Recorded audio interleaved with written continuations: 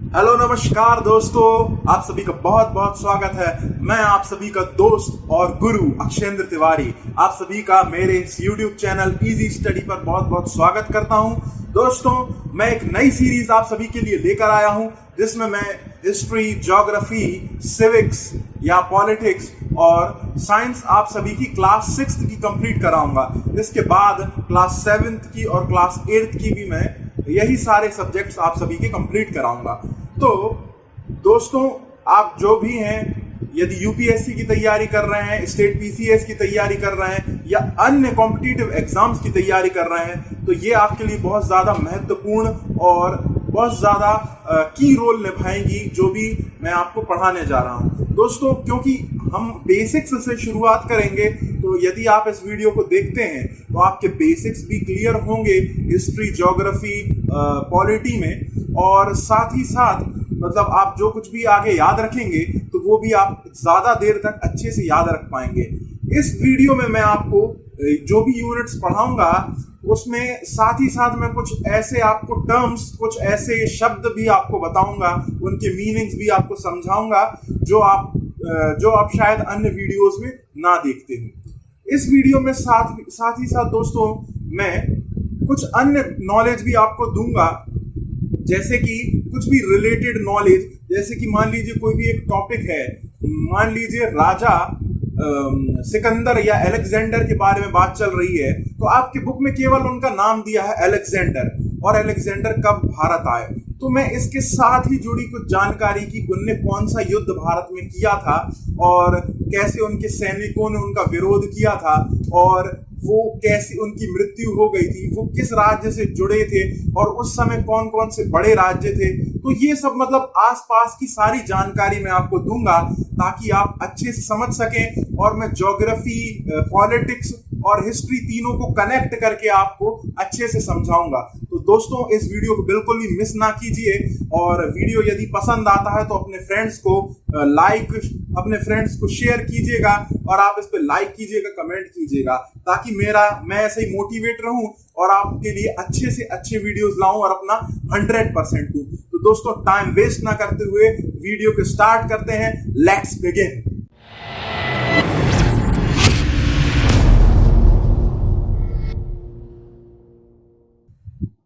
तो दोस्तों, हम यूनिट 1 की शुरुआत करते हैं, व्हेन, वेयर एंड हाउ। दोस्तों, सबसे पहले इसमें हम क्या उद्देश्य है हमारे इस यूनिट को पढ़ने के, हम उसके बारे में डिस्कस करते हैं। इसमें आप क्या क्या पढ़ेंगे तो वो डिस्कस करते हैं। Number 1, how do we know about the past. हमें भूतकाल के बारे में कैसे पता चला, इस यूनिट को पढ़ने के बाद आप इसके बारे में जानेंगे। What can we know about the past, और हम अपने भूतकाल के बारे में क्या क्या जान सकते हैं। वेयर डिड पीपल लिव, पहले लोग, अर्ली मैन वगैरह लोग कहां रहा करते थे। नेम्स ऑफ द लैंड, और हम जिस देश में रहते हैं उस देश के क्या क्या नाम रहे, क्या क्या नाम हैं इसके, और ये नाम कैसे पड़े। Finding out about the past, pre history and history. दोस्तों, इतिहास को 2 हिस्सों में बांटा गया था, प्री हिस्ट्री और हिस्ट्री, इसके बारे में भी आप जानेंगे। वैसे तो एक और हिस्सा है प्रोटो हिस्ट्री, तो उसके बारे में भी मैं आपको अलग से बताऊंगा। सोर्सेज ऑफ हिस्ट्री, इतिहास को जानने के लिए जो भी स्रोत हैं, मुख्य स्रोत हैं, वो कौन कौन से हैं। आर्कियोलॉजिकल सोर्सेस, है ना, जो भी आर्कियोलॉजिकल डिपार्टमेंट होता है, उत्खनन वगैरह करता है, उससे क्या क्या तथ्य हमको हासिल हुए हैं। दूसरा मैन्यूस्क्रिप्ट्स है, हाथ से लेखन कला, जो भी हस्तलिखित कोई भी चीजें हैं, वो हमें क्या क्या मालूम चली हो, उनसे चीजें हमें अपने भूतकाल के बारे में, इतिहास के बारे में क्या जानकारी प्राप्त हुई है, ये इसके बारे में आप जानेंगे। रिलीजियस लिटरेचर, यानी कि धार्मिक ग्रंथों से हमें क्या जानकारी प्राप्त होती है, आप इसके बारे में भी जानेंगे। ऐतिहासिक ग्रंथ यानी कि हिस्टोरिकल लिटरेचर से भी आप जानकारी प्राप्त करेंगे। इंस्क्रिप्शंस, और इंस्क्रिप्शंस यानी कि पहले दीवारों पर, मंदिर की दीवारों पर, गुफाओं के अंदर और पत्थरों पर जो भी नक्काशी कर दी जाती थी और जो भी उसमें लिपि लिखी जाती थी, जो भी लैंग्वेज लिखी जाती थी, उससे क्या जानकारी हासिल होती है, इसके बारे में भी आप जानेंगे। वन पास्ट और मैनी, और दोस्तों कितने प्रकार के हमारे पास्ट हैं, जैसे कि किसी सभ्यता ने कुछ अलग बताया है, कुछ दूसरी सभ्यता ने कुछ अलग टाइप से कुछ विवरण किया है हमारे इतिहास के बारे में, पास्ट के बारे में, तो इसके बारे में भी आप जानेंगे। What is meant by dates, और डेट्स से क्या तात्पर्य है, यानी कि कुछ बीसी का नाम आपने सुना होगा, बिफोर क्राइस्ट, एडी यानी कि एनो डोमिनी, सीई यानी कि कॉमन एरा, बीसीई यानी कि बिफोर द कॉमन एरा, और सिरका। इन सब डेट्स और इन सब शब्द के बारे में भी मैं आपको डिटेल में इस यूनिट में बताऊंगा। तो दोस्तों हम शुरुआत करते हैं हमारे यूनिट की। दोस्तों सबसे पहले आपको यह जानना जरूरी है कि हिस्ट्री शब्द कहां से आया। तो हिस्ट्री शब्द जो है वो एक ग्रीक के हिस्टोरिया शब्द से आया था, जिसका अर्थ था कि किसी भी चीज की खोज करना। ठीक है, टू फाइंड समथिंग, हिस्टोरिया का यही अर्थ था, है ना, फाइंड करना, डिस्कवर करना, खोज करना, इसी शब्द से हिस्ट्री जो शब्द बना। ठीक है दोस्तों, अब दोस्तों मैं आपको एक और डिफरेंस बता दूं। सबसे पहले हिस्टोरिस्ट और हिस्ट्री और आर्कियोलॉजिस्ट और आर्कियोलॉजी में क्या अंतर है।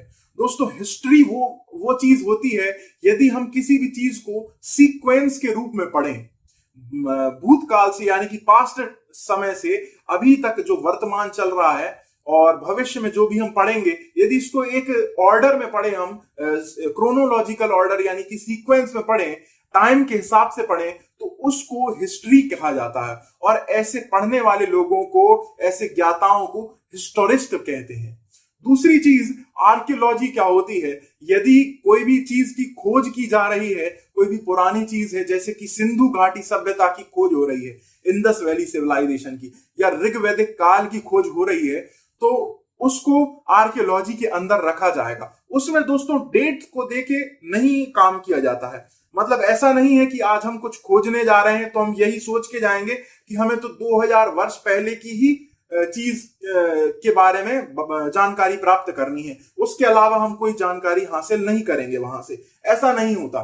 हम पहले कोई भी चीज निकालते हैं, जैसे कहीं पे भी हमें कोई बिल्डिंग मिली दबी हुई, जैसे कि पिरामिड्स वगैरह मिले थे इजिप्ट में, मिस्र में, है ना, और बड़े बड़े पिरामिड्स कई अलग अलग मिले थे, और कब्रें मिली थी टूटनखामन वगैरह की। तो वहां से पहले जो भी आर्कियोलॉजिस्ट थे, जो भी जियोलॉजिस्ट थे, वहां से उन लोगों ने उन सबको बाहर निकाला, है ना, एक्सकवेशन किया, एक्सकवेशन यानी कि उत्खनन या खुदाई वगैरह की, और उन्होंने उसके सबूत हासिल किए, और फिर उन्होंने कार्बन डेटिंग या अन्य, उनके पास बहुत सी ऐसी टेक्निक्स रहती हैं जिससे वो डेट्स का पता लगाते हैं। जो आपने देखा होगा फॉरेन एक्सपर्ट भी रहते हैं कि बता देते हैं कि इस व्यक्ति की ये लाश कितने समय पुरानी थी, या ये जो कंकाल मिला, स्केलेटन मिला, ये कितने हजार साल पुराना था। तो ये कार्बन डेटिंग टेक्निक और भी अन्य प्रकार की कुछ टेक्निक्स हैं, जिसका मतलब केमिकल्स की सहायता से ये लोग उसका लगभग अप्रॉक्स जानकारी प्राप्त करते हैं कि कितने समय पुरानी ये चीज रही होगी। तो दोस्तों इस समय ये चीज नहीं सोची जाती कि ये 5000 साल पुराना ही होना चाहिए, तभी हम इसके लिए इसकी खोज करेंगे, इसके बारे में पढ़ेंगे। ऐसा नहीं होता।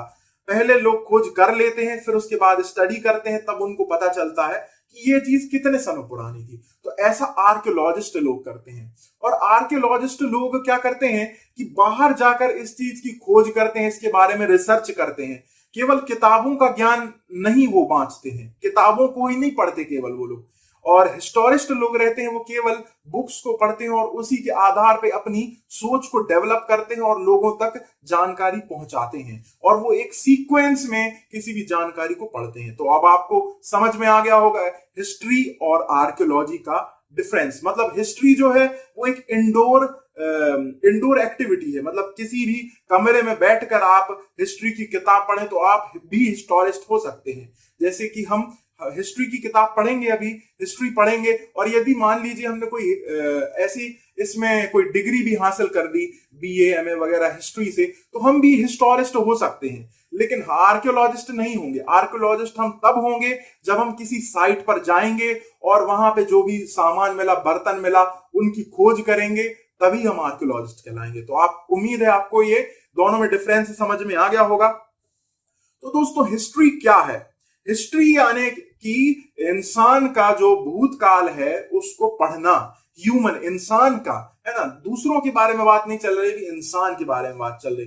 वो हम दूसरी चीजें इसलिए भी पढ़ते हैं क्योंकि सारी चीजें जो हमारा सारा इन्वायरमेंट है, सब कुछ इंसानों से ही तो रिलेटेड है। सब हम इन्वायरमेंट में ही तो रह रहे हैं, तो इसलिए हम इसके बारे में भी पढ़ाई कर रहे हैं।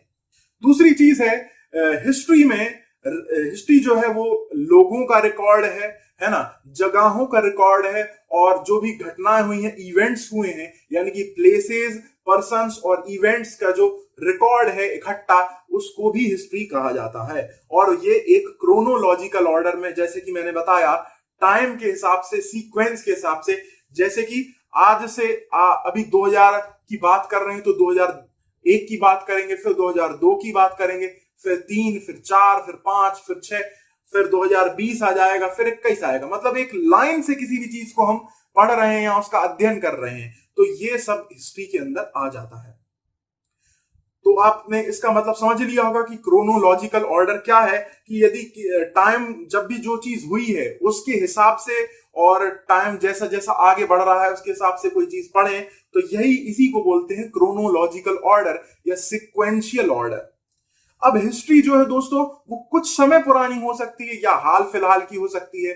जैसे कि अंग्रेज लोग थे, ये लगभग 70-80 साल पहले ही थे हमारे, है ना, हमसे 70-80 साल पहले थे, और बहुत से लोगों ने अंग्रेजों को भारत में देखा भी है। मतलब 1947 में हमारा देश आजाद हुआ था, तो उसके पहले का समय या उस समय के बाद बारे में बात यदि हम करें, या 2010 के बारे में ही बात करें, तो ये भी हिस्ट्री के अंदर आएगा। तो ये तो रीसेंट हिस्ट्री हो गई। और ओल्ड हिस्ट्री क्या है, जैसे कि हम 50,000 साल पहले की बात करें, या 2,500 साल यानी कि 2,500 साल पहले की बात करें कि कौन राजा थे, तो ये सब भी हिस्ट्री के ही अंदर आएगा।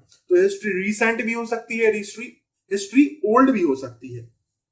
अच्छा, हिस्ट्री केवल एक घटना या केवल एक इतिहास या को जानने या समझना नहीं है। मतलब बहुत सी चीजों को जानना है, उनको आपस में लिंक करके पढ़ना है। जैसे कि किसी भी राजा के बारे में यदि हम भारत देश के बारे में जानकारी प्राप्त करेंगे, तो ऐसा नहीं है कि केवल हमने भारत की कोई पुस्तक लिखी गई है भारत के ऊपर, केवल उसके बारे में जानकारी प्राप्त कर ली, बल्कि हम वो भी जानेंगे ताकि हमें ये पता चल सके कि वो सच है कि झूठ। तो हम ये भी जानेंगे कि पाकिस्तान भारत से कैसे रिलेटेड था, अफगानिस्तान भारत से कैसे जुड़ा था, और वो कैसे इसका पड़ोसी देश रहा, और भूटान कैसा था, भूटान भारत के बारे में क्या सोचता है, क्या भारत में जो घटनाएं हुई वो भूटान की के इतिहास में भी दर्ज हैं, लिखित हैं, या श्रीलंका में कुछ इसके कुछ सबूत मिलते हैं भारत के बारे में। तो ये सब चीजों को हम आपस में जानेंगे और इनको मिक्स करेंगे, यही इन्हीं सब को पढ़ते हैं हम हिस्ट्री के अंदर। अब दोस्तों, जैसे कि फॉर एग्जाम्पल जब हम गांधी जी के बारे में पढ़ते हैं, तो हम डायरेक्ट उनकी अचीवमेंट्स या उन्होंने क्या क्या हासिल किया उसके बारे में नहीं पढ़ते, बल्कि हम शुरुआत करते हैं कि वो पैदा कब हुए थे, उनके माता पिता कौन थे, उनकी फैमिली मेंबर्स कौन कौन थे, है ना, उन्होंने क्या एजुकेशन प्राप्त की थी, और उन्होंने कैसा स्ट्रगल किया अपने देश को आजादी दिलाने के लिए, और उन्होंने क्या क्या सफलताएं हासिल की, अर्जित की, लोग कैसे उनके पीछे चले। तो हम ये सब चीजें इसके अंदर इन्वॉल्व कर लेते हैं हिस्ट्री के अंदर। दोस्तों, भारत एक बहुत ही बड़ा देश है, बहुत ही विशाल देश है, और यहाँ पे बहुत ही भिन्न भिन्न प्रकार के कल्चर्स रहे हैं। उसका कारण ये है कि यहाँ पर अलग अलग रंग के लोग रहते हैं, अलग अलग जातियों के लोग रहते हैं, अलग अलग धर्म के लोग रहते हैं, है ना, और अलग अलग एरिया के हिसाब से भी अलग अलग ट्राइब्स यहाँ पे बहुत ज्यादा हैं, है ना। और इसका कारण भी ये है कि यहाँ पे बहुत से विदेशी लोग भी आए, उन्होंने आक्रमण किया भारत पे, चाहे वो यूरोप से हो, चाहे वो सेंट्रल एशिया से हो, है ना, अरब साइड से हो, और चाइनीज लोग, या बौद्ध धर्म का विस्तार हो, जैन धर्म का विस्तार हो, हिंदू धर्म का विस्तार हो, मुस्लिम धर्म का विस्तार हो, ये सब भिन्न भिन्न प्रकार की चीजें आके भारत में मिल गई। इसलिए भारत का बहुत ही बड़ा इतिहास है। दोस्तों, जैसे कि बहुत ज्यादा यहाँ पे भिन्न भिन्न प्रकार के कल्चर थे, तो लोग अलग अलग प्रकार के कपड़े पहनते थे, उनका ड्रेसिंग सेंस अलग अलग था, उनके क्लोथ्स अलग अलग तरीके से थे। जैसे चाइना तरफ लोग सिल्क के कपड़े पहना करते थे, जबकि हमारे भारत में अधिकतर कॉटन के कपड़े पहना करते थे लोग, ऊन के, कॉटन के कपड़े पहना करते थे, खादी के कपड़े पहना करते थे, है ना। और दोस्तों, हिस्ट्री में हमें भारत में अलग अलग साइट्स से, जैसे गुजरात से, राजस्थान से, उत्तर प्रदेश तरफ से और पंजाब और पाकिस्तान तरफ से भी भिन्न भिन्न प्रकार के घड़े मिले, लाल रंग के, काले रंग के और भी अन्य अन्य प्रकार के बर्तन मिले। उनके बहुत से हमें औजार यानी हथियार मिले।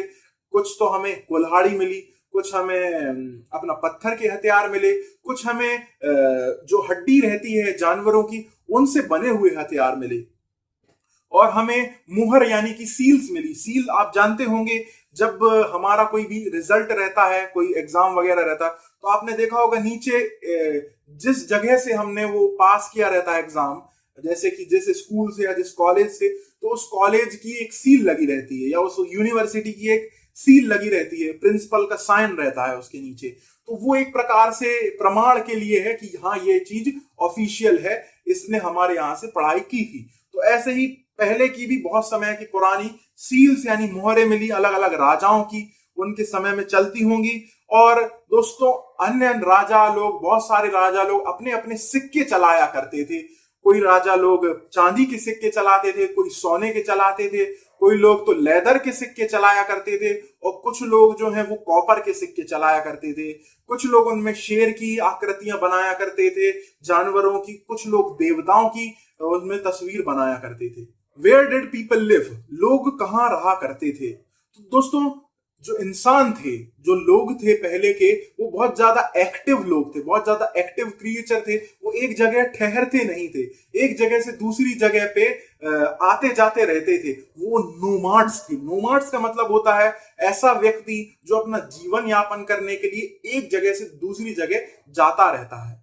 जैसे कि कोई ऐसा व्यक्ति है जो इंडिया में भी रह रहा है, फिर कुछ समय बाद अफगानिस्तान चला जा रहा व्यापार के कारण, और फिर अफगानिस्तान से अमेरिका जा रहा है। वो तो व्यापार से क्या है, वो अपना जीवन यापन करेगा, उसको पैसे मिलेंगे, तो वो भी एक प्रकार से नोमाड कहलाया। और पहले के लोग क्या करते थे, अपने जानवरों को पाला करते थे, कैटल्स को, भेड़ बकरियों को, गोट यानी शीप्स को, गोट्स और शीप्स को पाला करते थे।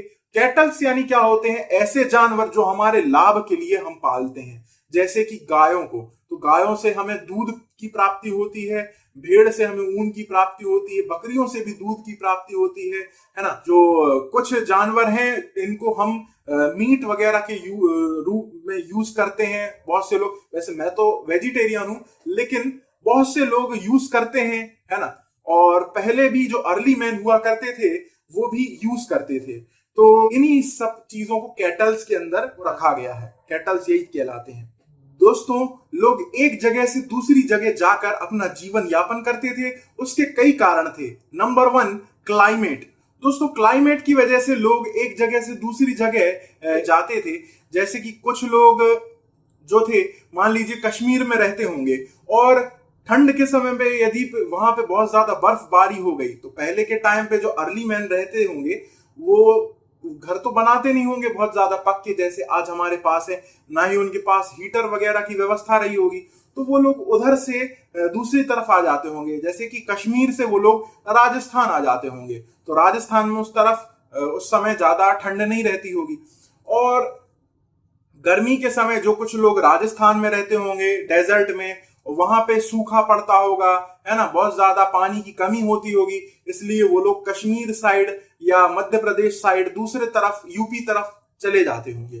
तो इसलिए भी लोग एक जगह से दूसरी जगह ट्रेवल करते थे, है ना, इधर से उधर पैदल चलते थे, पैदल चल के जाया करते थे, ग्रुप्स में जाते थे। शुरुआत में तो अकेले जाते होंगे। दूसरी वजह क्या रही होगी कि जानवरों का खतरा। तो दोस्तों जैसा कि हम जानते हैं कि जो लॉयन है वो अधिकतर गुजरात में पाए जाते हैं। तो जैसे किसी एक क्षेत्र में जो जो शेर है वो तो बहुत ज्यादा शक्तिशाली होता है। शेर से तो हम बहुत ज्यादा डरते हैं कि हमें कब मार दे, अपने एक पंजा मार दे तो बस हमारा तो खेल खत्म, क्रियाकर्म हो गया हमारा तो बस। तो इसके कारण भी वो लोग उनसे डरते होंगे, इसलिए एक जगह से दूसरी जगह जाते होंगे। और पहले उनने घर बनाए नहीं होंगे, और हर जगह उनके लिए पक्के मकान नहीं होंगे, यानी गुफाएं वगैरह नहीं होंगी, इसलिए भी दूसरी जगह वो लोग जाते होंगे। तीसरा कारण क्या रहा होगा, वो खाने की तलाश में जाया करते होंगे।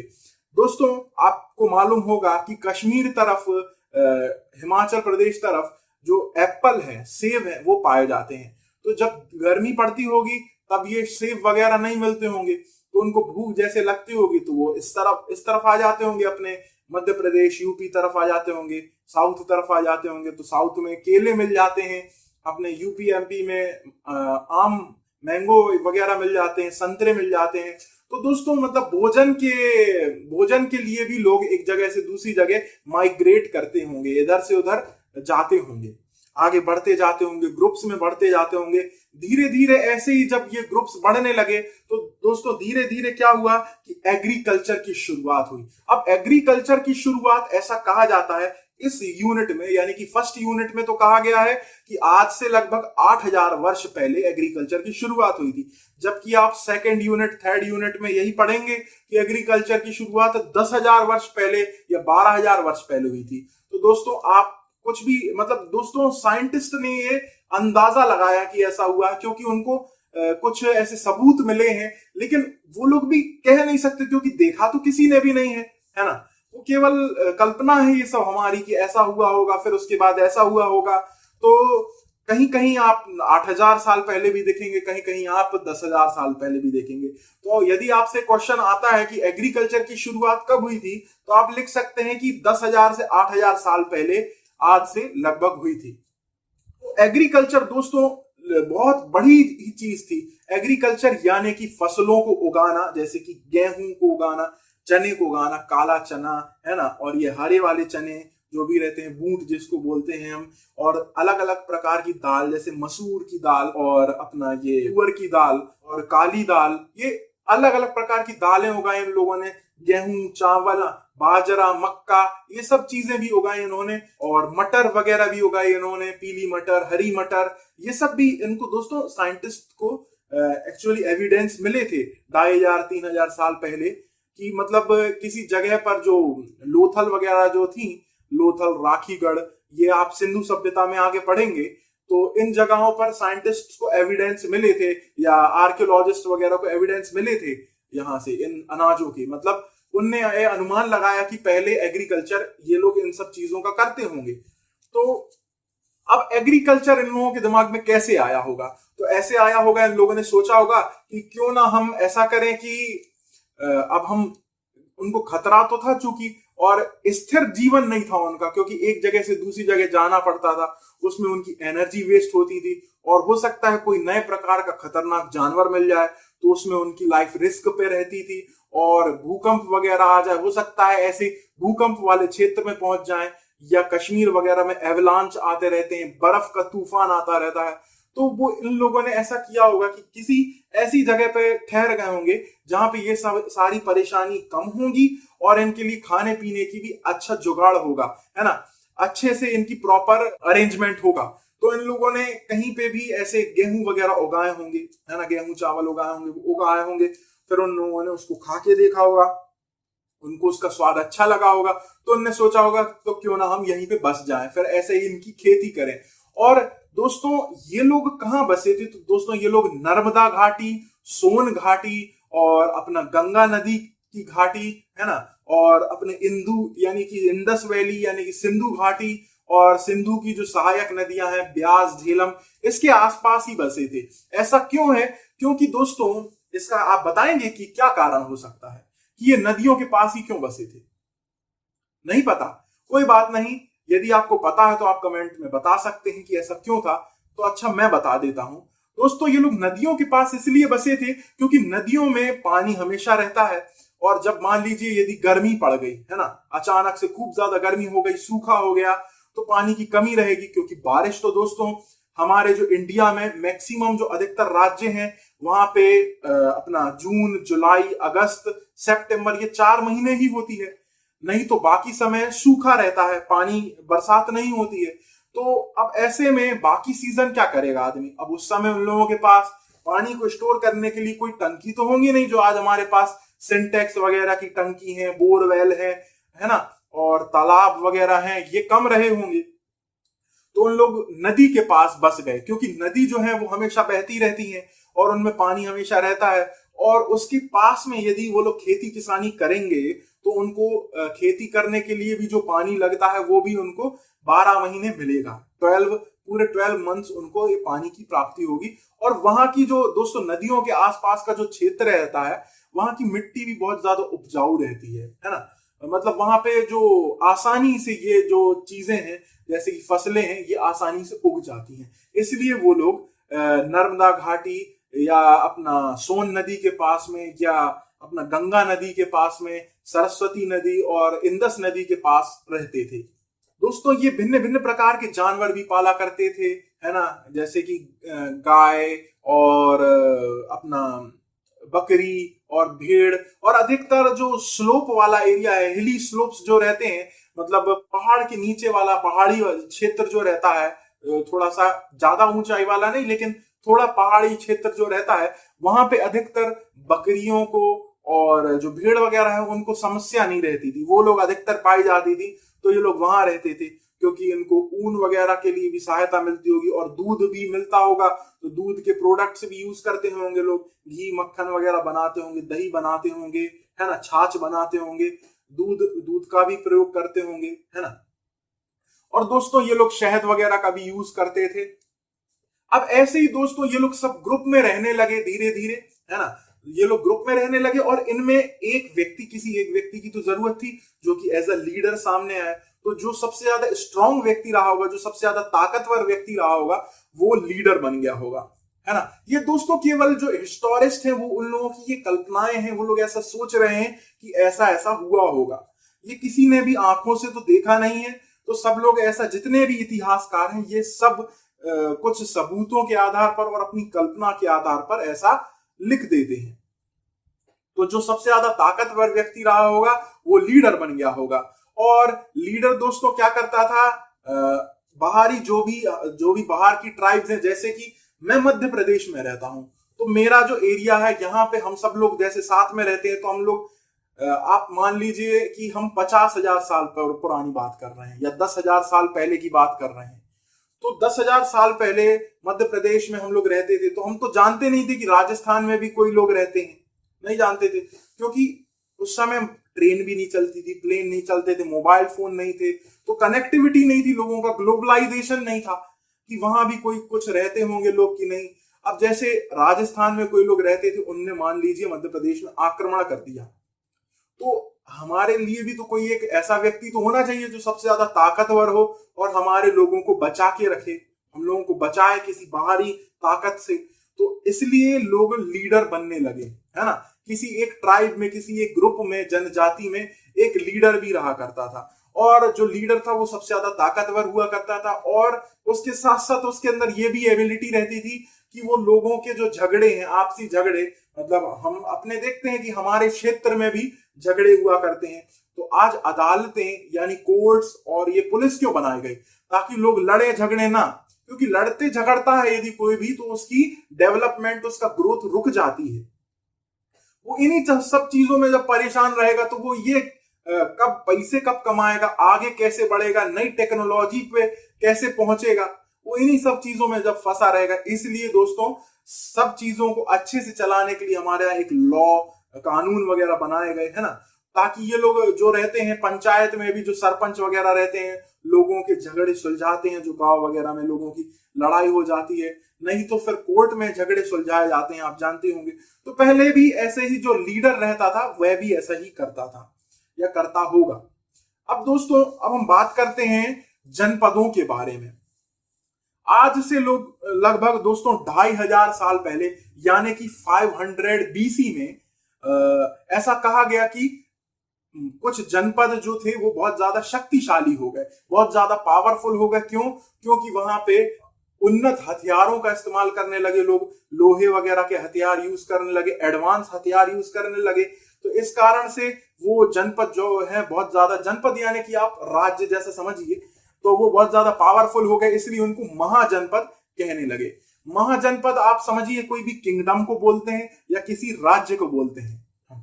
तो महाजनपद, इन्हीं महाजनपद में सबसे ज्यादा पावरफुल महाजनपद था, आज से लगभग 2500 साल पहले ये बताया गया था कि उस समय जो सबसे ज्यादा पावरफुल महाजनपद था उसका नाम था मगध महाजनपद।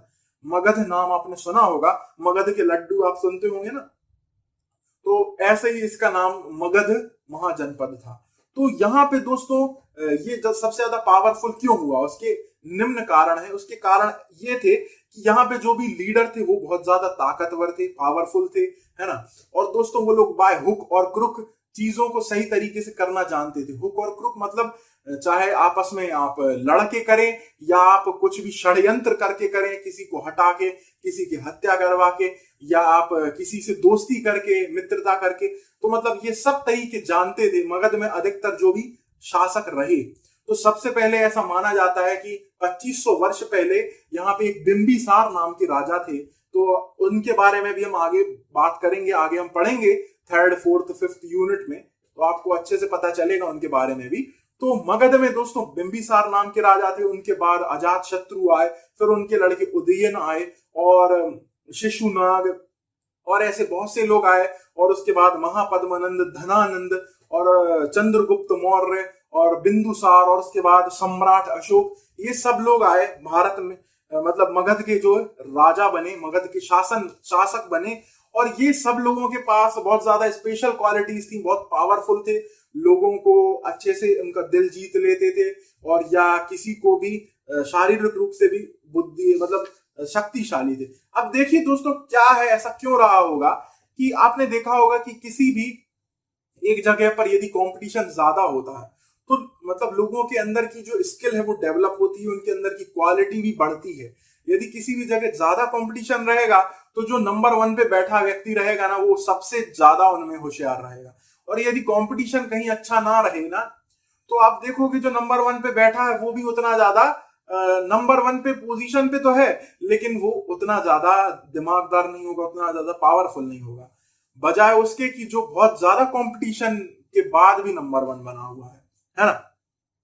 तो मगध में बहुत से अन्य अन्य जो हैं राजा हुए और उनके वंश रहे। तो मगध में राजा लोग क्या किया करते थे, यहाँ पे लोग युद्ध में, वॉरफेयर में राजा लोग जो थे वो हाथियों का उपयोग भी किया करते थे। और अन्य मतलब अन्य महाजनपदों में ऐसा नहीं होता था उतना ज्यादा, लेकिन मगध में होता था। मैं आपको एक एग्जाम्पल बताता हूं, आप पढ़ेंगे आगे कि जो अलेक्जेंडर था, सिकंदर था, जब उसने इंडिया पे आक्रमण करना चाहा था तो एक पोरस राजा था, पंजाब तरफ का एक राजा था पोरस, पुरुषोत्तम। तो उससे उसका युद्ध हो गया था। तो पोरस जो था वो पूरी उसकी हाथियों की सेना थी, बहुत ही खतरनाक विशाल विशाल हाथी थे। उनकी सेना लेके पोरस ने युद्ध किया था। बैटल ऑफ हेडेस्पिस के नाम से भी जानते हैं हम इस युद्ध को, तो वो भी हम आगे चर्चा करेंगे। तो मगध में मतलब दोस्तों हाथियों की भी बहुत ज्यादा सेना थी, और हाथी मतलब ये मगध का राजा एक धनानंद था, उसकी भी हाथियों की सेना हुआ करती थी दोस्तों। और जो ये लोग लोहे वगैरह के भी आधुनिक हथियार उपयोग किया करते थे, है ना, धनुष बाण और बहुत ज्यादा अच्छी अच्छी तलवारों का उपयोग किया करते थे। अब दोस्तों हम बात करते हैं कि हमारे देश के नाम क्या क्या हुए और कैसे पड़े। तो names of the land, names of the land, पहला हमारे देश का नाम था आर्यवर्त, है ना। आर्यवर्त, यहाँ पे आर्य लोग आए थे, आर्य लोग रहा करते थे इस एरिया में, इसलिए इस जगह को आर्यवर्त भी कहा करते थे। अब आर्य लोग कौन थे, तो ये अभी आप मत समझिए, नहीं तो आप कंफ्यूज होंगे। मैं आपको 5th, 6th यूनिट में अच्छे से डिटेल में उसके बारे में दिया हुआ है, तो मैं बताऊंगा कि आर्य लोग कौन थे। और सेकंड नाम आता है भारत। जो किंग भरत थे उनके नाम पर हमारे देश का नाम भारत पड़ा था। किंग भरत कौन थे, तो शकुंतला और दुष्यंत के पुत्र थे। तो आपको इन सभी के नाम याद करने की जरूरत नहीं है, आप इतना जान लीजिए कि राजा भरत के नाम पर ही हमारे देश का नाम भारत पड़ा था। अब दोस्तों जो राजा भरत थे ऐसा बताया जाता है कि, और मतलब कहानियों में ऐसा हमको सबूत वगैरह मिले हैं कि जो राजा भरत थे लॉयन के बच्चों के साथ, यानी उनके कब्ज के साथ, उनके शावकों के साथ खेला करते थे। अब आप सोचिए, हम तो शेर को देख के अभी डर के अभी घर पे ही सो जाएंगे, है ना, बाहर ही नहीं निकलेंगे, और हम तो कुत्ते से तक डर जाते हैं, लेकिन यहाँ तो ये शेर के साथ खेला करते थे। तो मतलब बहुत ज्यादा पावरफुल रहे होंगे, जब तो उनके नाम पे हमारे देश का नाम भारत पड़ा। और हमारे देश का नाम भारतवर्ष भी रहा था, कुछ लोग भारतवर्ष भी कहते थे इसको। हमारे देश का नाम हिंदुस्तान कैसे पड़ा, हमारे देश का नाम हिंदुस्तान इसलिए पड़ा क्योंकि यहाँ पर हिंदू लोग रहा करते थे। तो जब मुस्लिम लोग आए थे, अरब से लोग आए थे, मुगल्स और मुस्लिम्स और अरबी लोग जब अटैक करने आए थे हमारे देश पर, तो उन्होंने कहा यहाँ पे हिंदू लोग रहते हैं, इसलिए इस देश का नाम है हिंदुस्तान। इंडिया नाम कैसे पड़ा? तो इंडिया नाम ऐसे पड़ा, हिंदूज नाम भी ऐसे पड़ा, मैं आपको बताता हूं कि जब ग्रीक के लोग आए थे, ग्रीक मैसिडोनिया या रोमन्स लोग आए थे, तो ये नॉर्थ वेस्ट एरिया से आए थे हमारे भारत में। नॉर्थ वेस्ट एरिया मतलब आप समझ लीजिए अफगानिस्तान पाकिस्तान वाले क्षेत्र से आए थे ये लोग, हमारे देश में एंटर किए थे। पहले वैसे मैं आपको बता दूं, इंडिया जो था उसके अंदर अफगानिस्तान भी आता था, पाकिस्तान भी आता था, और ईरान का भी कुछ एरिया, ईरान के करीबन कुछ एरिया भी इंडिया के अंदर शामिल था दोस्तों। लेकिन मैं आपको बताऊं, जो कर्नाटक, केरल, तमिलनाडु, ये कुछ राज्य हैं, ये इंडिया में शामिल नहीं थे। ये स्वतंत्र राज्य थे और इनके अलग अलग जो जनपद वगैरह थे वो अलग थे, वो इंडिया में शामिल नहीं थे। बीच बीच में शामिल हुए भी, लेकिन कई बार बहुत से राजा, बड़े बड़े राजा भी इन जगहों को नहीं जीत पाए। उनसे लोगों, उनकी संधि वगैरह रही, मतलब फ्रेंडशिप वगैरह रही, अच्छे रिलेशंस रहे, लेकिन उन लोगों ने इधर पे अधिकार नहीं किया। कुछ ही लोगों ने ऐसा किया था, कुछ ही राजाओं ने। दोस्तों अब मैं आपको क्या बता रहा था कि नॉर्थ वेस्ट तरफ से, यानी कि अफगानिस्तान से और पाकिस्तान तरफ से ये लोग आए थे। कौन लोग आए थे? ये रोमन्स लोग आए थे, है ना। ग्रीक लोग आए थे। ग्रीक लोग कौन थे? यूनानी भी जिनको बोलते हैं हम। मैसिडोनिया के लोग आए थे, है ना। पहले तो ये लोग घोड़ों पे आए होंगे, पैदल सैनिकों के साथ आए होंगे, या तो फिर ये समुद्री मार्ग से आए होंगे, है ना। दो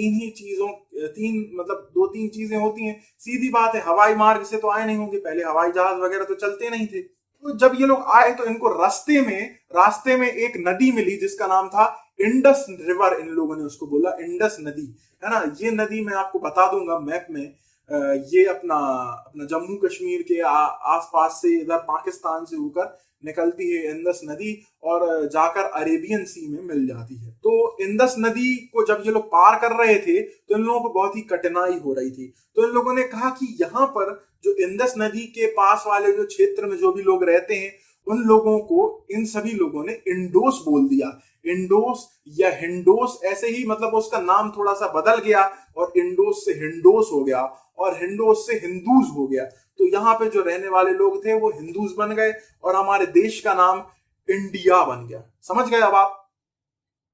और हमारे देश को लोग दोस्तों जम्बू द्वीप भी कहा करते थे। अब दोस्तों हम बात करते हैं न्यूमिस्मेटिक्स क्या कहलाता है। यदि दोस्तों किसी भी कॉइन्स के बारे में स्टडी की जाए, कॉइन्स के बारे में जाना जाए, उसके लिए न्यूमिस्मेटिक्स कहते हैं। दोस्तों आर्कियोलॉजिस्ट ने, हिस्टोरियंस ने इतिहास को 2 या 3 हिस्सों में बांटा है, जैसे कि प्री हिस्ट्री और हिस्ट्री। तो प्री हिस्ट्री क्या होता है दोस्तों? एक ऐसा समय जब लेखन कला प्रचलित नहीं थी, उस समय कोई भी लैंग्वेज नहीं हुआ करती थी, कोई भी लिपि नहीं हुआ करती थी। तो उस समय के जो पीरियड को प्री हिस्ट्री के समय पर रखा गया है ना। आज से लगभग 50,000 साल पहले का जो समय था वो प्री हिस्ट्री के अंदर का आता है। 10,000 साल पहले, 50,000 साल पहले का जो समय था वो प्री हिस्ट्री के अंदर आता है, और उसके बाद का जो समय है वो हिस्ट्री के अंदर आता है। तो हिस्ट्री मतलब क्या है?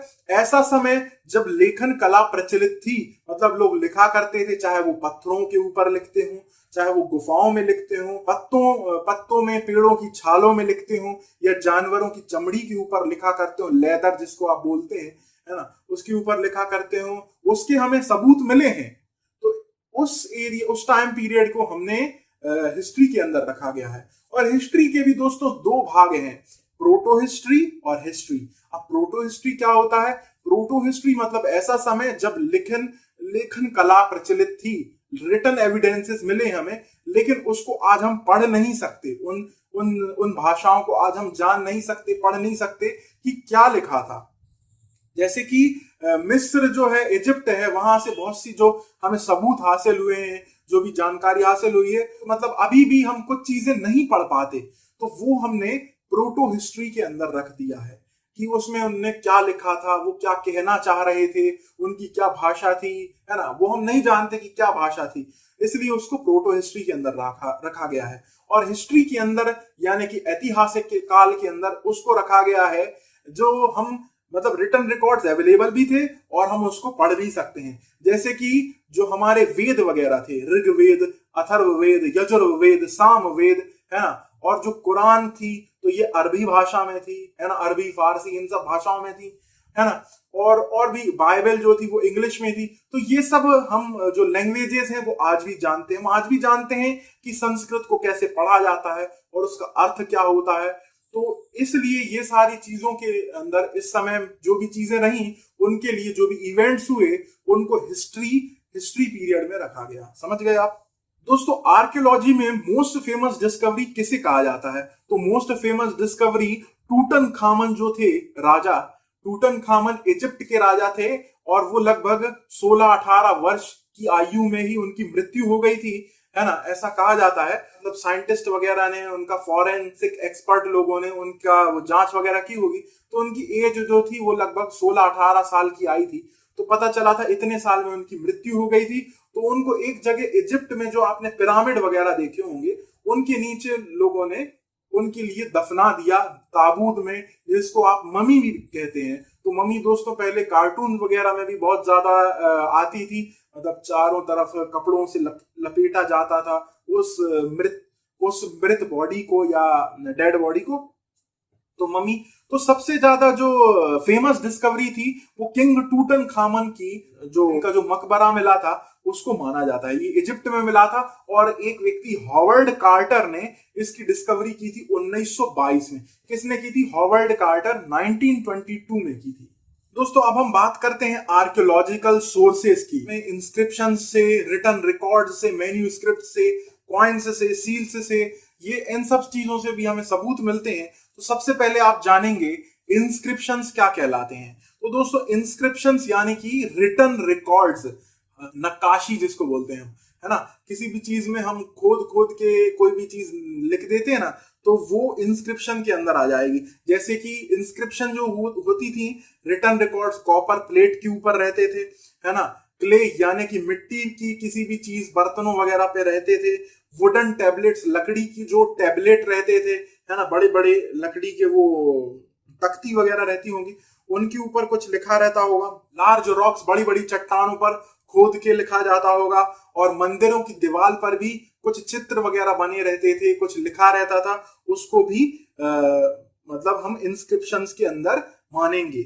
एग्जाम्पल इसका है अशोक पिलर। तो अशोक जो थे, सम्राट अशोक थे, आप इनके बारे में जानते ही होंगे। मौर्य सम्राट थे, बहुत ज्यादा शक्तिशाली राजा थे। तो इनके यहाँ अशोक स्तंभ जो मिलता है उसमें भी कुछ चीजें हमें लिखित मिलती हैं। एथनिक ग्रुप्स क्या होते हैं? तो मैं आपको एक इंपॉर्टेंट शब्द आ रहा है बीच में, एथनिक ग्रुप्स। तो एथनिक ग्रुप्स क्या होते हैं मैं वो भी आपको बता दूं।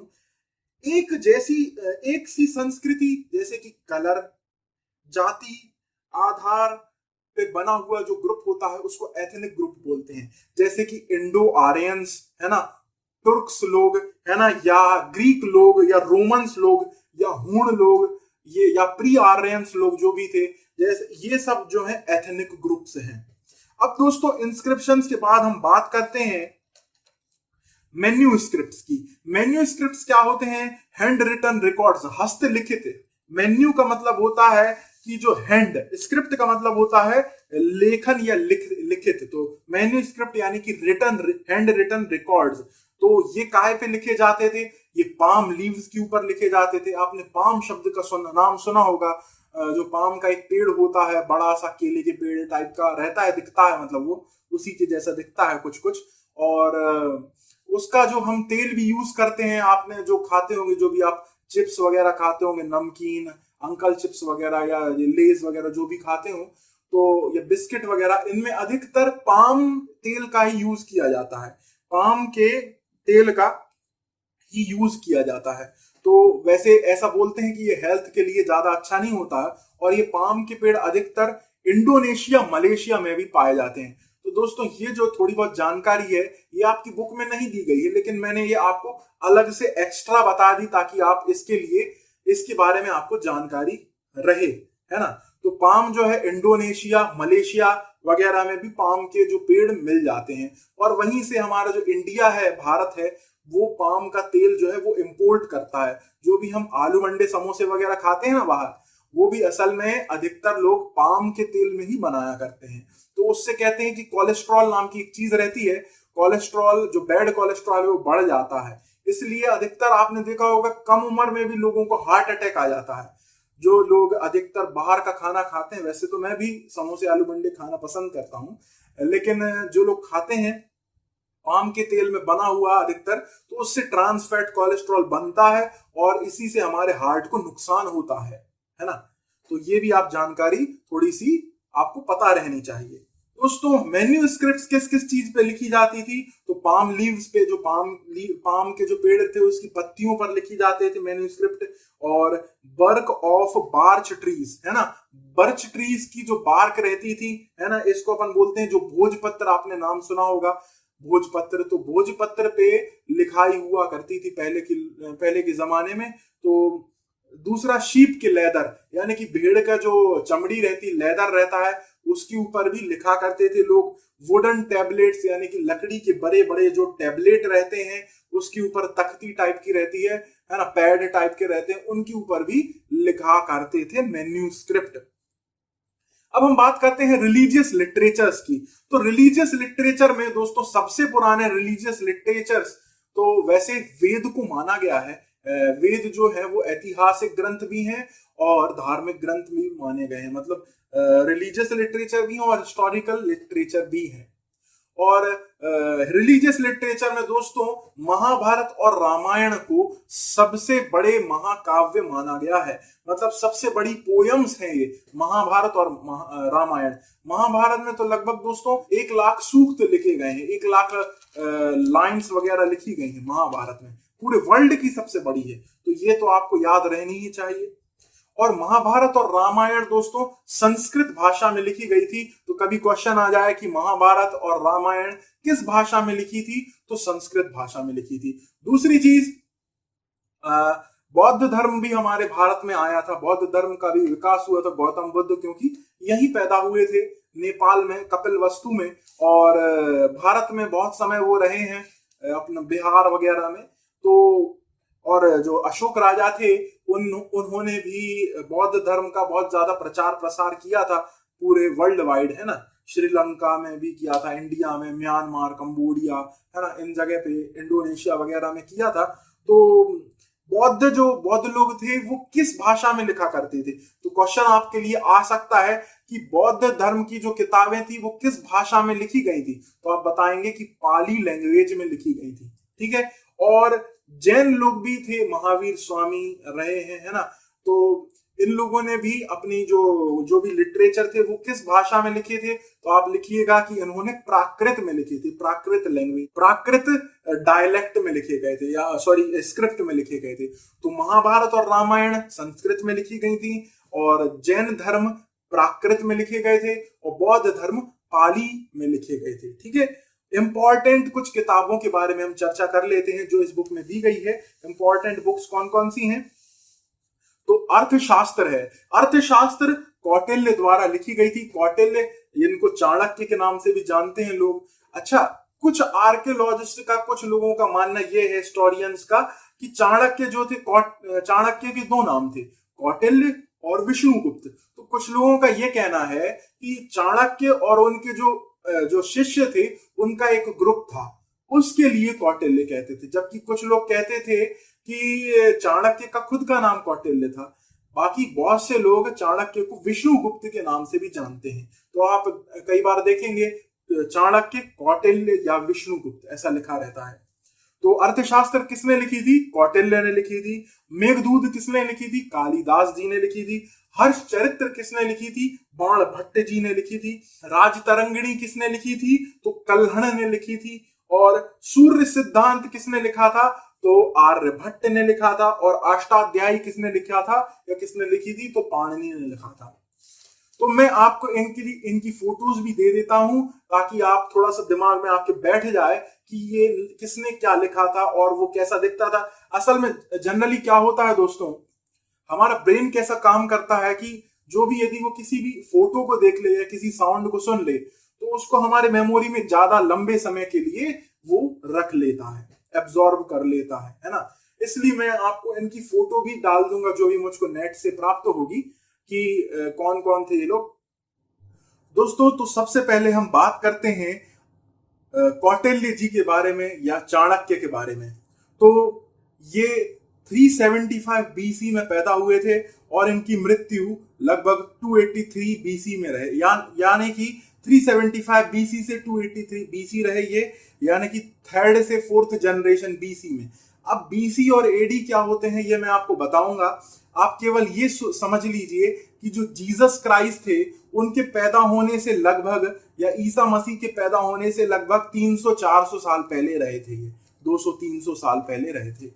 और इन्होंने अर्थशास्त्र लिखी थी। और दोस्तों अर्थशास्त्र में इन्होंने क्या हुआ था, जो भी इकोनॉमिक्स कॉमर्स से रिलेटेड बातें तो लिखी ही थी, और साथ ही साथ इन्होंने किसी राज्य को कैसे चलाया जाता है, किसी राज्य को कैसा रहना चाहिए, उसके राजा को कैसा रहना चाहिए, और राजा को जनता के प्रति क्या काम करने चाहिए, है ना, ये सब चीजें भी लिखी थी इन्होंने। और राज्य को कैसे अच्छे ढंग से चलाया जा सकता है ना, और जीवन में हमको अपने जीवन में किन बातों को अपनाना चाहिए जो हमारे लिए फायदेमंद सिद्ध होंगी, ये सब चीजें भी इन्होंने लिखी हुई थी।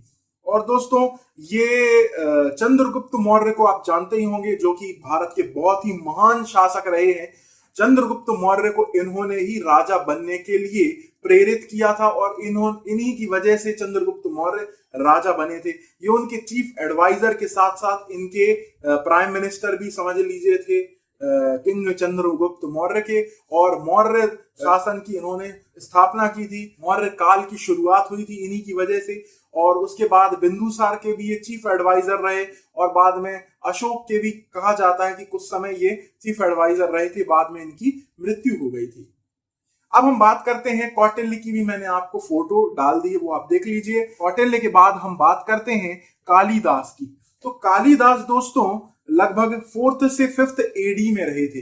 अभी हम 2021 में है ना, लेकिन हम इसको क्या बोलते हैं, हम इसको बोलते हैं 21st सेंचुरी। और ऐसे ही यदि 4th 5th एडी का मतलब है लगभग 350 से लेके 450, 480, 490 के आसपास कालिदास जी रहे होंगे। तो ये गुप्त वंश में थे। गुप्त वंश कहाँ था, गुप्त वंश जो था वो मध्य प्रदेश के आसपास के एरिया में गुप्त वंश का शासन था। चंद्रगुप्त द्वितीय, चंद्रगुप्त विक्रमादित्य, इनका नाम आपने सुना होगा। ये गुप्त वंश के महान शासक थे। समुद्रगुप्त गुप्त वंश के शासक थे। तो कालिदास जी ने मेघदूत नाम की एक पुस्तक लिखी थी, है ना, इसकी रचना की थी मेघदूत की। तो इनकी भी फोटो मैंने आपको डाल दी, जो भी मुझको नेट से प्राप्त हुई है। तीसरे हैं अपने, इनके बाद आते थे आर्यभट्ट। तो आर्यभट्ट जो थे वो भी गुप्त वंश में ही थे, गुप्त काल में ही थे। और इन्होंने सूर्य सिद्धांत नाम की एक पुस्तिका लिखी थी, सूर्य सिद्धांत नाम की पुस्तक लिखी थी। तो सूर्य सिद्धांत में ये, वैसे जो आर्यभट्ट थे ये बहुत ही ज्यादा प्रख्यात, बहुत ज्यादा पॉपुलर गणितज्ञ यानी कि मैथमेटिशियन थे, और एस्ट्रोलॉजर भी थे, है ना, एस्ट्रोलॉजर भी थे। मतलब इनको तारों वगैरह के भी बारे में जानकारी थी। तो ये 476 से 550 एडी के आसपास रहे थे, यानी कि 5th से 6th सेंचुरी में ये लगभग रहे थे आर्यभट्ट।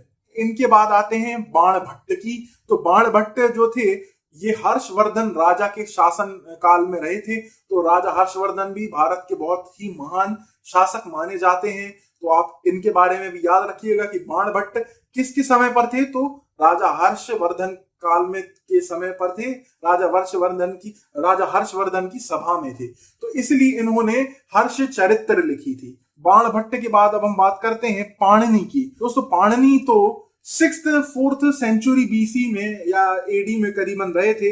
इन्होंने अष्टाध्यायी लिखी थी। पाणिनि ने अष्टाध्यायी मतलब 8 चैप्टर्स, अष्ट अध्यायी यानी कि 8 चैप्टर्स, है ना। तो 8 हिस्से में बटी हुई थी इनकी पुस्तक, या 8 चैप्टर्स में। तो इसमें संस्कृत ग्रामर के बारे में जानकारी प्राप्त होती है। उसके बाद हम बात करते हैं कल्हण की। तो कल्हण ने राजतरंगिणी लिखी थी। कल्हण जो थे वो लगभग 1148 एडी में थे। 1148 यानी कि 12th सेंचुरी में थे लगभग, है ना। 1148 एडी में थे। तो इन्होंने कश्मीर के राजाओं के बारे में, कश्मीर के लोगों के बारे में इस पुस्तिका में राज तरंगिणी में लिखा हुआ है, कल्हण में। तो मैंने ये सब चीजें बता दी आपको। जो सबसे लॉन्गेस्ट पोयम है वो महाभारत और रामायण है। अब हम बात करते हैं रोसेटा स्टोन की। तो इजिप्ट में एक फ्रेंच सोल्जर था, एक फ्रांस का एक सैनिक था, उसने इजिप्ट में 1799 में 1799 में एक रोसेटा स्टोन की खोज की। मतलब रोसेटा स्टोन इसको मिल गया कहीं पे। उसमें 3 भाषाओं में लिखा हुआ था, 3 अलग अलग भाषाओं में, पहले ऊपर, फिर उसके नीचे, फिर उसके नीचे कुछ और। ये 3 भाषाओं, अलग अलग भाषाओं में कुछ लिखा हुआ था और चित्र वगैरह भी बने हुए थे। तो इसी चित्रकारी को, और मतलब 7 चित्र भी बने हों और साथ में भाषाएं भी लिखी हों, इसी को हायरोग्लिफिक्स भी बोलते हैं। ये इजिप्शियंस द्वारा यूज की जाती थी, इजिप्ट के लोग इसका यूज करते थे। दीवारों पर चित्र बनाकर समझाने का की प्रयास करते थे। मंदिरों की दीवार पर, मंदिरों की पवित्र दीवार पर ये लिखा करते थे। ऐसा स्क्रिप्ट और लैंग्वेज है ना, इसी को हायरोग्लिफिक्स या हेरोग्लिफिक्स भी बोलते हैं। चित्रलिपि भी बोलते हैं। ये रोसेटा स्टोन कब मिला था? 1799 में मिला था। फ्रेंच सोल्जर ने इजिप्ट में ढूंढा था, ये फ्रेंच सोल्जर। तो मैं आपको इसकी भी फोटो दे दूंगा कि हायरोग्लिफिक्स कैसी होती है। रोसेटा स्टोन की भी फोटो दे दूंगा मैं आपको। अब हम बात करते हैं कुछ डेट्स के बारे में। दोस्तों, डेट्स में 2 प्रकार की डेट होती है। एक होती है एनो डोमिनी यानी कि एडी, एक होती है बिफोर क्राइस्ट यानी कि बीसी। तो बीसी को दोस्तों बीसीई भी बोलते हैं और बीसी भी बोलते हैं। तो बीसी का फुल फॉर्म है बिफोर क्राइस्ट, है ना, यानी कि ईसा मसीह के पहले का जो समय है, उनके पैदा होने के पहले का समय है, बिफोर क्राइस्ट कहा गया। और उसको बीसीई भी यानी कि बिफोर द कॉमन एरा कहा गया, यानी कि कॉमन एरा से पहले का समय। दूसरी चीज है एनो डोमिनी। इसको मेडिवियल लैटिन भाषा में, ये मेडिवियल लैटिन भाषा का शब्द है एनो डोमिनी। इसका अर्थ है in the year of the Lord, यानी कि परमात्मा के साल से, या परमात्मा का जब, मतलब परमात्मा कौन है? जीसस क्राइस्ट है। तो ये क्रिश्चियन लोगों ने बनाया होगा टाइम पीरियड। तो जीसस क्राइस्ट के जब पैदा हुए थे उस समय से लेकर अब तक जो चल रहा है वो एडी चल रहा है। जैसे कि अभी जो 2021 साल है वो 2021 एडी है, 2021 एडी चल रहा है। तो ईसा मसीह जब पैदा हुए थे लगभग उसके 2021 साल के बाद अभी हम हैं यहाँ पर, है ना।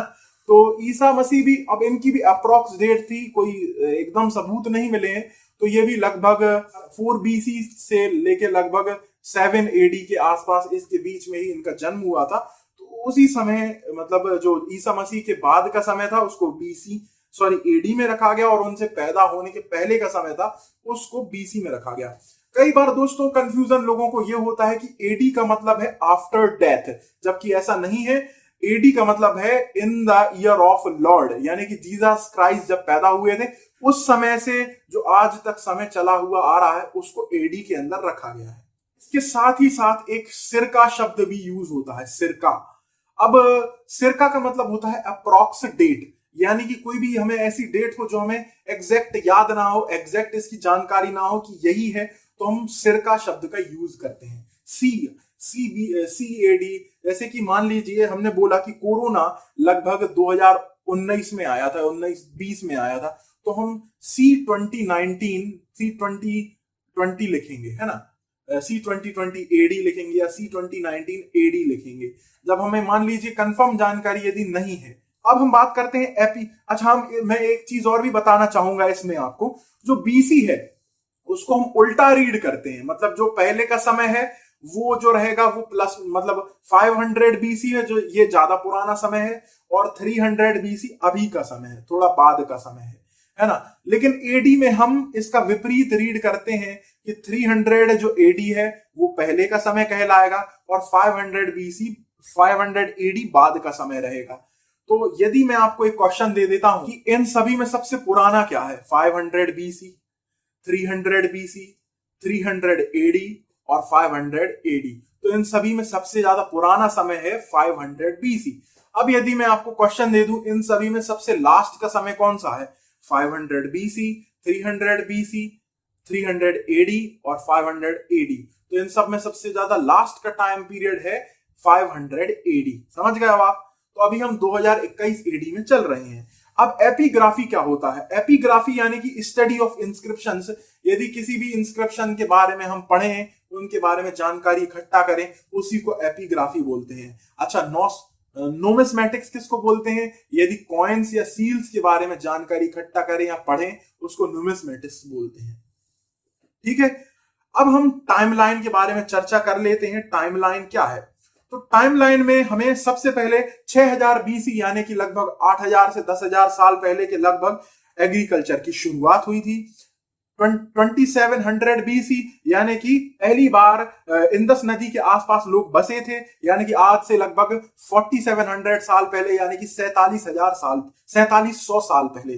दूसरी, फिर उसके बाद 500 बीसी आता है। तो 500 बीसी में यानी कि आज से लगभग 2500 साल पहले, यानी कि 2500 ईयर्स अगो मगध साम्राज्य की स्थापना हुई थी और गंगा नदी के आसपास भी अलग अलग जो थे महाजनपदों की स्थापना हुई थी। फिर इसी समय ग्रीक जो लोग थे वो भी भारत आए थे। कहां से? नॉर्थ वेस्ट से आए थे, हमारे इंडिया में नॉर्थ वेस्ट तरफ से एंटर किए थे। अलेक्जेंडर कब भारत आया था? तो अलेक्जेंडर 326 बीसी में, यानी कि आज से लगभग 2300 वर्ष पहले ये भारत आया था। अलेक्जेंडर द ग्रेट, अलेक्जेंडर यानी कि जिसको हम सिकंदर भी बोलते हैं हिंदी में। तो गुप्त एरा 320 एडी से लगभग 540 एडी तक रहा है। तो गुप्त काल ये बहुत ज्यादा इंपॉर्टेंट है। जो गुप्त काल में बहुत ज्यादा इंपॉर्टेंट राजा रहे हैं, जैसे कि समुद्रगुप्त, स्कंदगुप्त और अपने ये चंद्रगुप्त, विक्रमादित्य द्वितीय। तो ये बहुत ज्यादा इंपॉर्टेंट राजा हैं, है ना। और ऐसा कहते हैं कि इनकी जो गुप्त लोगों की जो राजधानी थी वो अवंती थी। और इन लोगों ने ऐसा कहते हैं कि जो यहाँ पे ज्योतिर्लिंगों में से एक है, सभी ज्योतिर्लिंगों में से एक, जो कि अपने जो उज्जैन के महाकाल हैं, उनके मंदिर की भी स्थापना इन्हीं लोगों ने की थी, गुप्त वंश में ही की थी। रोसेटा स्टोन 1799 एडी में था। 1799 मतलब 1799 एडी में। इसको एडी को हिंदी में हम ईसवी भी बोलते हैं और बीसी को हम ईसा पूर्व बोलते हैं। तो 1799 एडी में रोसेटा स्टोन एक फ्रेंच सोल्जर को इजिप्ट में मिला था। 1922 एडी में टूटन खामन के मकबरे को प्राप्त किया था। टूटन खामन का मकबरा ढूंढा था इजिप्ट में, है ना, 1922 एडी में। 1922 ईस्वी में राजा टूटन खामन को कई जगह दोस्तों टूटन खेटन भी लिखा गया है, टूटन खेटन भी इनको बोलते हैं। अब दोस्तों मैं कुछ आपको इंपॉर्टेंट शब्द बता देता हूं इसी यूनिट से रिलेटेड, जैसे कि क्रोनोलॉजिकल ऑर्डर। क्रोनोलॉजिकल ऑर्डर यानी कि सीक्वेंस के हिसाब से, यानी कि समय क्रम के अनुसार, टाइम पीरियड के हिसाब से। हिस्टोरिया का मतलब खोज करना या finding something out, finding out. Pastoral activities यानी कि गड़रिये या चरवाहों द्वारा की गई जो भी, शेफर्ड द्वारा की गई एक्टिविटीज पेस्टोरल एक्टिविटीज कही जाती हैं। रेयरिंग एनिमल्स कौन से जानवर कहलाते हैं? जानवरों को अपने प्रॉफिट या व्यापार या अपने फायदे के लिए इस्तेमाल में लाना या उनका पालन पोषण करना, इसी ऐसे ही जानवरों को रेयरिंग एनिमल्स कहा जाता है।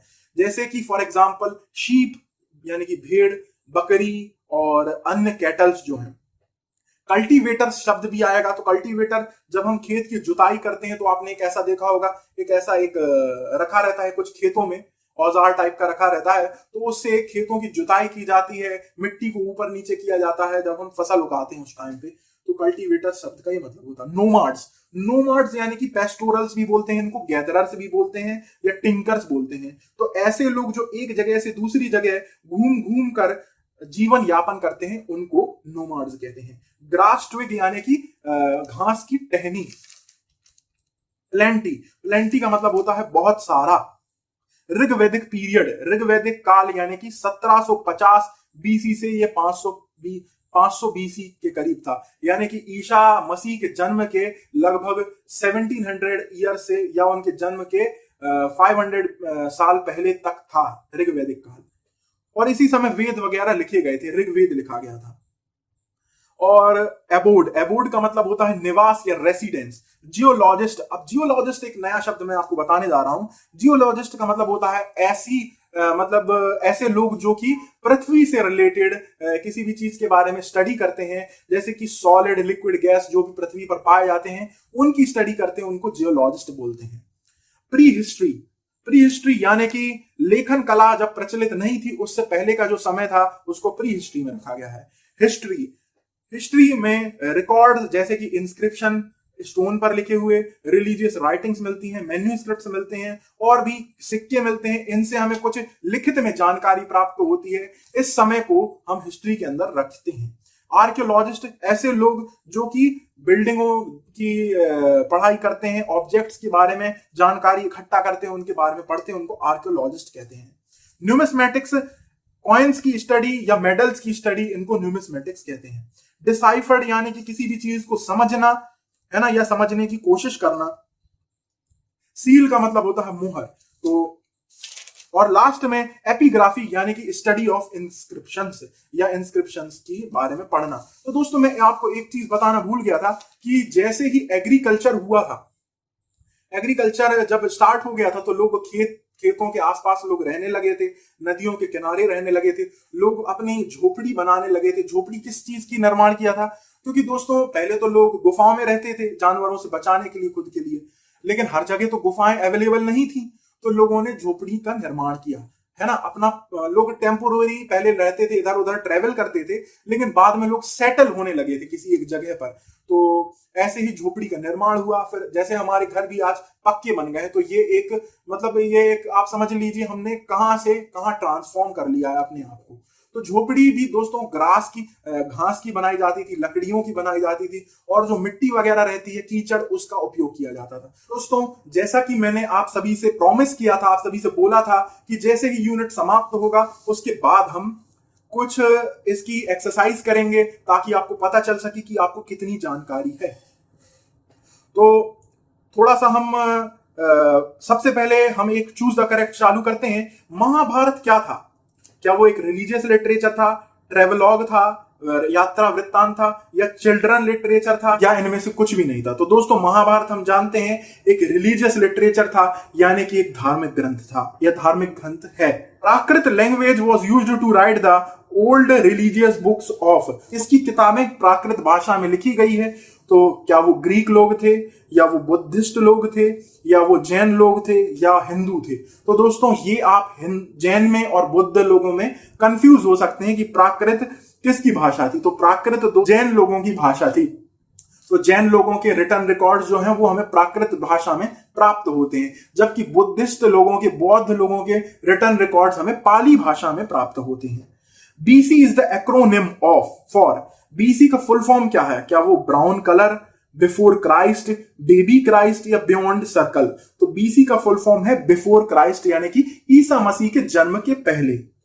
The Rosetta stone was found in, Rosetta stone कब प्राप्त हुआ था? 1878 में खोज हुई थी, 799 में खोज हुई थी, या 1977 में हुई थी, या 1999 में खोज हुई थी? रोसेटा स्टोन की खोज 1799 में एक फ्रेंच सोल्जर द्वारा की गई थी, इजिप्ट में की थी, और है ना 3 भाषाओं में लिखा था। मैंने आपको बताया था अभी, मैं इसमें आपका रिवीजन भी हो जाएगा कि 3 अलग अलग भाषा में लिखा था।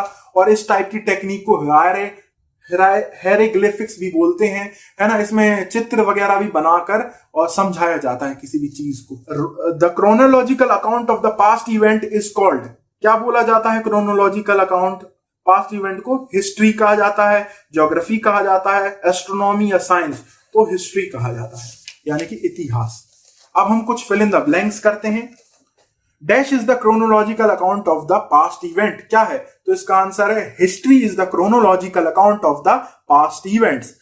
फा हियन और हियन Tsang were the dash travellers. अब दोस्तों इस यूनिट में तो नहीं लिखा गया है फा हियन और हियन सांग के बारे में, लेकिन मैं आपको कुछ बता देता हूं कि 2 चाइनीज ट्रेवलर थे, फा हियन, हियन सांग। तो ये लोग चाइना से आए थे, भारत में गुप्त काल में आए थे कुछ लोग, और कुछ उनसे पहले आए थे, और भारत के बारे में इन लोगों ने जानकारी दी है।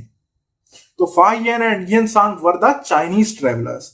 Dash is the system of picture writing used by ancient Egyptians. तो इसका आंसर है hieroglyphics is a system of picture writing used by ancient Egyptians. The literature of south India is written in. तो south India में किस भाषा में लिखे जाते थे लिटरेचर? जनरली तमिल और तेलुगु भाषा में, है ना। India is also known as Hindustan, Aryavarta, और क्या बोलते थे? भारत, या भारतवर्ष भी बोलते थे। History is the story of achievements of man, क्या इंसान की जो भी अचीवमेंट्स हैं उसकी कहानी है हिस्ट्री। एक प्रकार से ये ट्रू भी हो सकता है, हाँ ये ट्रू है। और inscriptions are the development process of Greeks, तो क्या है, ग्रीक लोगों ने इंस्क्रिप्शन की शुरुआत की थी? नहीं, इंस्क्रिप्शंस जो है डेवलपमेंट प्रोसेस नहीं है, जबकि इंस्क्रिप्शंस यानी कि किसी भी दीवार वगैरह पर या कॉपर टैबलेट्स पर जो भी कुछ लिखित रहता था, है ना, उसको इंस्क्रिप्शंस बोलते। तो ये फॉल्स है। एडी मींस आफ्टर डोमिनी, तो ये भी फॉल्स है क्योंकि एडी का फुल फॉर्म है anno domini. Circa is added to a day to show it is an approximate date, तो ये ट्रू है क्योंकि सिरका, यदि हम किसी भी, हमें डेट के बारे में एग्जैक्ट जानकारी नहीं है तो हम अप्रोक्सीमेट डेट के लिए सिरका शब्द का यानी कि सी यूज करते हैं शॉर्ट में। The period of pre history is much longer than history, तो प्री हिस्ट्री जो है, जो प्री हिस्ट्री का समय काल था, तो अर्ली मैन का जो टाइम पीरियड था जब लेखन कला प्रचलित नहीं थी, वो हिस्ट्री से वाकई में बहुत ज्यादा बड़ा था। तो प्री हिस्ट्री ऐसा बताया जाता है दोस्तों कि 20 लाख साल पहले से या 10 लाख साल पहले से लगभग आज से 10,000 साल पहले तक का जो बीच का जो टाइम पीरियड था वो प्री हिस्ट्री में आता है।